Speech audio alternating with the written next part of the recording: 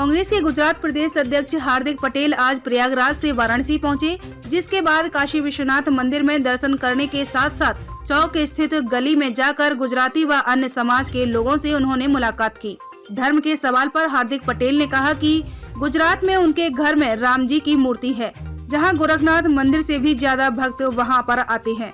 Covid नियमों की उड़ रही धज्जियों पर उन्होंने कहा कि इस समय चुनाव नहीं कराने चाहिए थे, क्योंकि चुनाव प्रचार के दौरान कोविड नियमों का पालन कर पाना मुमकिन नहीं है। कानून व्यवस्था पर बोलने से बचते नजर आए हार्दिक ने यह भी कहा कि स्मार्ट सिटी के साथ साथ स्मार्ट विलेज पर भी सरकार को ध्यान देना चाहिए।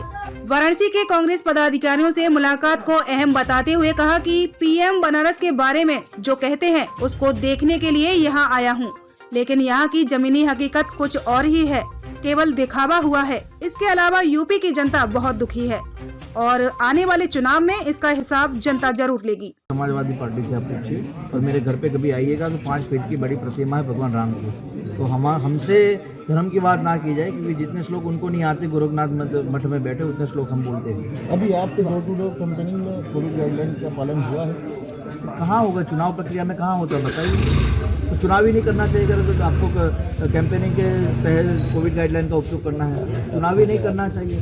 और अमित शाह जी मास्क तो नहीं लगाते, मालूम है ना, थूक भी लगाते हाथ पे। और जब पहले कोविड का आई थी तो बोलते थूक से कोविड फैलाया जा रहा है, तो अमित शाह भी कोविड फैलाने का ही धंधा कर रहे हैं ना। एग्जिट पोल पर रोक लगा दी गई है, उसका मतलब है बीजेपी माइनस है।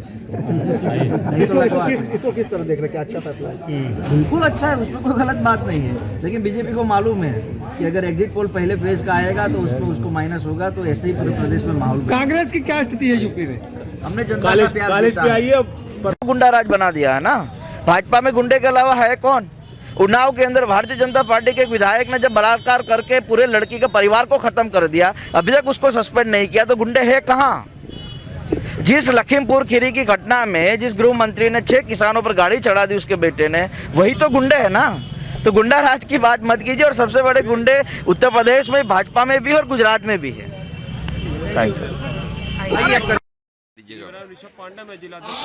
ऋषभ जी क्या कहना चाहेंगे? आज हार्दिक जी का आगमन हुआ है उत्तर प्रदेश में, आगामी विधानसभा चुनाव में किस रणनीति से आप लोग आगे बढ़ रहे हैं? रणनीति नहीं, इस टाइम हमारी नेता प्रियंका गांधी और राहुल गांधी जी उत्तर प्रदेश और तमाम भारत की युवाओं के बारे में, उनके शिक्षा को लेकर, रोजगार को लेकर, तमाम चीज़ों को लेकर, युवाओं को लेकर सोच रही है। और यही कांग्रेस ऐसी पार्टी जो जब भी सत्ता और सरकार में युवाओं की ज़्यादा फोकस करती है, चाहे वो रोजगार की बात हो, चाहे वो शिक्षा की बात हो, चाहे वो छात्रवृत्ति की बात हो, तो कांग्रेस पार्टी में युवाओं के बारे में सोच रही है। आप इस टाइम देख सकते हैं तमाम भीड़ यहाँ आए हुए हैं, तमाम छात्र आए हुए हैं हार्दिक पटेल और श्री नीरज कुल्लू जी को सुनने के लिए।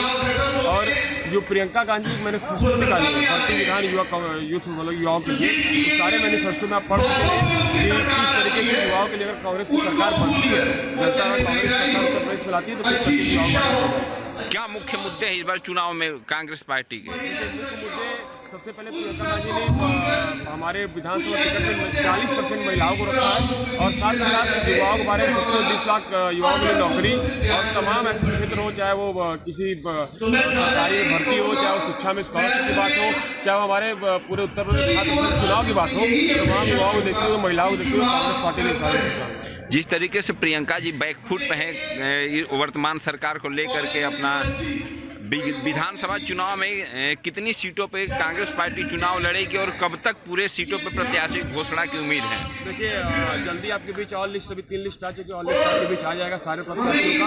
और साथ ही साथ प्रियंका गांधी जी है जो विपक्ष सरकार, तानाशाही सरकार के खिलाफ लगातार लड़ती है, चाहे वो किसान का मुद्दा हो, चाहे वो छात्रों का मुद्दा हुआ हो, चाहे वो हाथरस का कांड हो, चाहे किसी महिला की बात हुई हो, प्रियंका गांधी हमेशा मजबूत तरीके से विपक्ष सरकार के खिलाफ